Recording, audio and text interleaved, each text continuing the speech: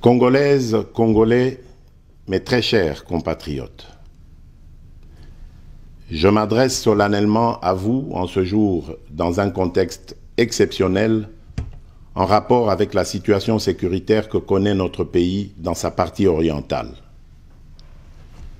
Ce contexte d'agression et d'occupation des territoires dans le Nord Kivu est perpétré par le groupe terroriste dit du M23 avec l'appui avéré en hommes et en logistique du Rwanda.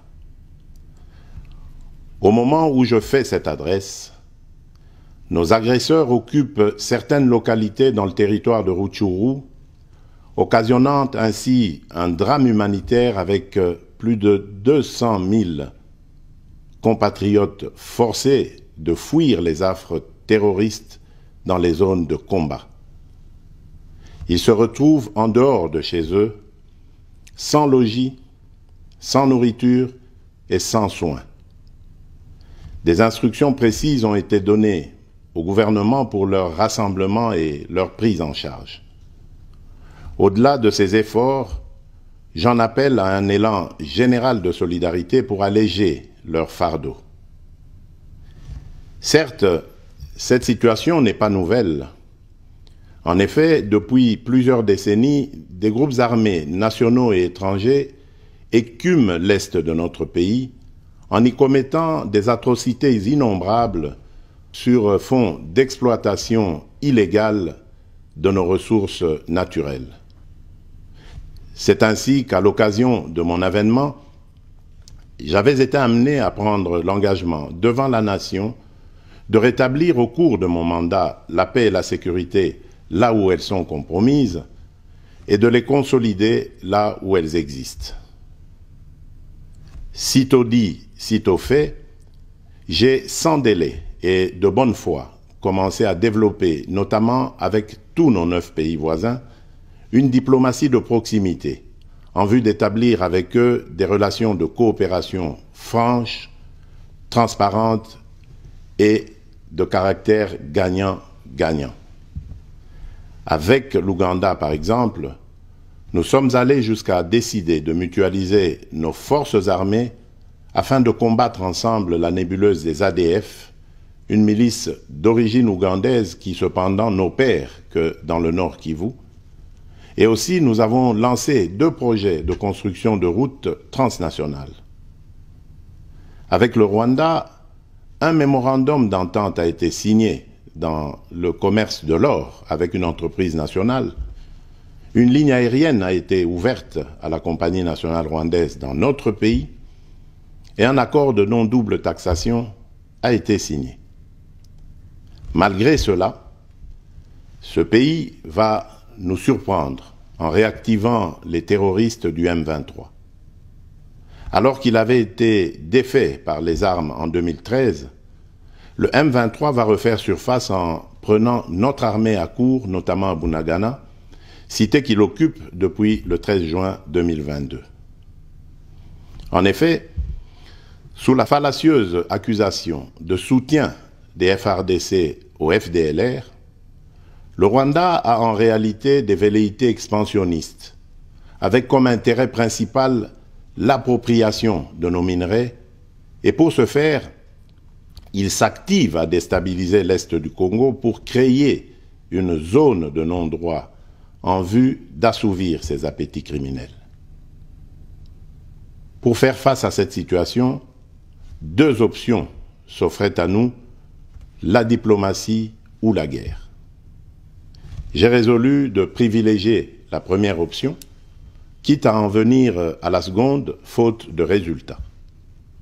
L'option diplomatique a donc été mise en œuvre. C'est ici l'occasion pour nous de rappeler que notre attachement à la recherche de la paix par des voies pacifiques n'est aucunement un signe de faiblesse, moins encore un aveu d'une incapacité de notre pays à s'inscrire dans une logique de guerre totale contre tous ceux qui continuent à abuser de notre patience, mais plutôt une expression de notre culture de paix et de notre identité légendaire de peuple hospitalier. C'est ainsi que dès le 20 juin 2022, j'ai pris part aux travaux du 3e conclave des chefs d'État membres de la Communauté d'Afrique de l'Est à Nairobi, au Kenya, qui avait comme agenda l'examen de la situation sécuritaire dans l'Est de notre pays. À l'issue de ce forum, les dirigeants des pays membres de la Communauté d'Afrique de l'Est sont tombés d'accord sur le déploiement d'une force régionale pour imposer la paix dans l'Est de la République démocratique du Congo. Le sommet a appelé à une cessation immédiate de toutes les hostilités à l'Est de notre pays et a demandé à tous les groupes armés, tant étrangers que locaux, à déposer les armes immédiatement et sans condition et à s'engager dans le processus politique. Le 6 juillet 2022, j'ai accepté de rencontrer à nouveau le président du Rwanda, cette fois à Luanda, sous l'égide du président Joao Lourenço, sous couvert de la Conférence internationale des régions des Grands Lacs africains, la CIRGL. Il en est sorti une feuille de route qui stipule entre autres objectifs normaliser les relations politiques et diplomatiques entre la République démocratique du Congo et le Rwanda.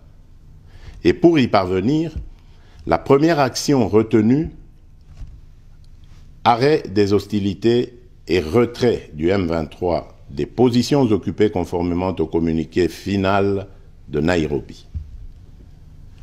Une fois de plus, aucune avancée sur le terrain de la paix attendue par notre population n'a été observée. La dernière activité diplomatique en date a été la rencontre avec le président Paul Kagame autour du président français Emmanuel Macron et à l'initiative de ce dernier, en marge de l'Assemblée générale des Nations unies à New York. Ici également, pour l'essentiel, il a été acté le principe d'un cessez-le-feu immédiat et du retrait inconditionnel du M23 des positions qu'il occupe. Toujours sans résultat tangible sur le terrain. Mes chers compatriotes, comme vous pouvez le constater, malgré notre investissement et les efforts fournis dans cette optique, la paix et la sécurité ne sont pas au rendez-vous. Garant de l'indépendance, de l'unité nationale et de l'intégrité territoriale, je réitère mon engagement constitutionnel de défendre la patrie jusqu'au sacrifice suprême. Mes très chers compatriotes, ne doutons jamais qu'ensemble réfléchis et engagés, nous puissions changer le monde.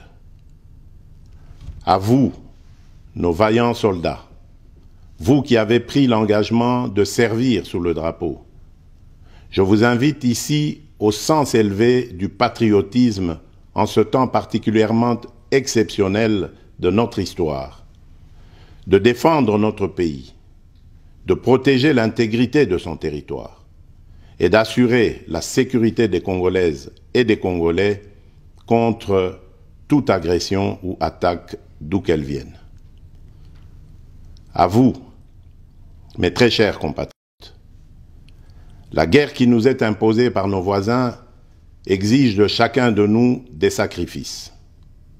C'est le moment de taire nos divergences politiques pour défendre tous rassemblés notre mère patrie. Notre histoire et notre marche commune ont sans cesse démontré que loin de s'effondrer, notre nation et son peuple ont toujours relevé ce genre de défi et nous en sommes toujours sortis victorieux. Restons tous unis et solidaires derrière nos forces de défense et de sécurité. La situation actuelle, loin de nous affecter, n'est qu'une épreuve de plus que nous allons surmonter pour raffermir davantage notre unité. Au-delà de tout clivage politique, idéologique, religieux et tribal, la défense de la mère patrie est le seul objectif qui doit nous unir en ce moment. Le pays nous appelle. La nation a besoin de l'engagement de toutes ses filles et de tous ses fils. Je vous appelle à ne pas céder aux propos xénophobes et autres discours de haine ou de stigmatisation des communautés rwandophones, dont l'asservisseur se sert pour faire du chantage et de la manipulation. Tout acte allant dans ce sens sera sévèrement puni. En réponse à la forte demande de la jeunesse, j'invite celle-ci à s'organiser en groupe de vigilance en vue d'appuyer et d'accompagner et de soutenir nos forces armées, nos forces de défense dans l'accomplissement de leur noble mission. C'est ici l'occasion de mettre en garde tous les traîtres civils ou militaires et autres brebis galeuses qui servent les intérêts de l'ennemi. Ils seront exposés à la rigueur de la loi en ayant le juste châtiment que mérite ce genre de comportement. En outre, tout en renouvelant mon appel lancé à nos jeunes qui en ont la vocation de s'enrôler massivement dans nos forces armées. Je réitère l'instruction faite au chef d'état-major général d'accélérer à cet effet la mise en place de centres de recrutement à travers les 26 provinces que compte notre pays. Chers compatriotes, nous devons ensemble avoir conscience que nul autre que nous-mêmes ne viendra sauver notre nation et que cela exige de chacun de nous une mobilisation tous azimuts. Que Dieu bénisse la République démocratique du Congo. Je vous remercie.